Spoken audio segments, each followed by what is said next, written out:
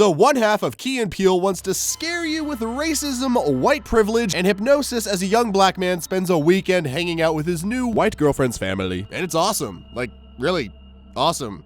Really, really, really awesome. And considering how well cinematic writing went for himself and the key part of Key and Peele last year with Keanu, I'd say Mr. Peele has a rather exciting career ahead of him behind the camera. Honestly, this is his first directing experience, and I was legitimately impressed by so much of this movie, like the fluid transitions from breath-holding horror to out-loud laughter. I mean, this movie having some comedy was a given, all things considered, but this much and done this effectively to balance out the horror was really kind of transcendent. Because believe it or not, having nuanced and varied emotional states in your movie is rather important. But the main point of this film is to explore many aspects of racism. Relationships with police, for example, or subtle social racism you might not notice or pick up right away. But most interestingly of all, there are a few moments of legitimate racial envy in this movie that explore whether or not the motivations of racists might stem from their own insecurities or, I mean, not to get too crude here, but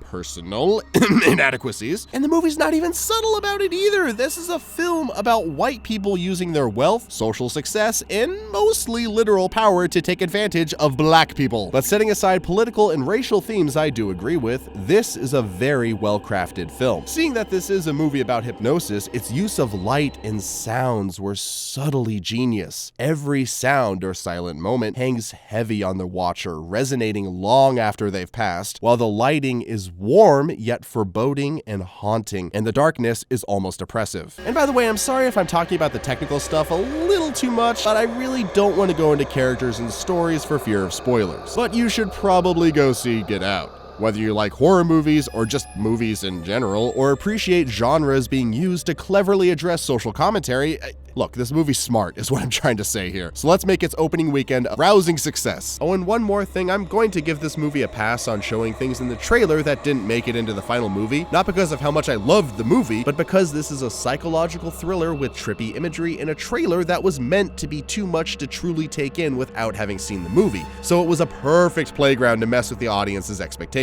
But that's my take on this film. What about you? Have you seen it? What did you think? If not, are you interested? And possibly what I'm most curious about here is anyone turned off by the politically racial themes? Whatever you got, give me a shout down below and let's chat about it. But if you're new around here, why not subscribe before you get out of here? Laters.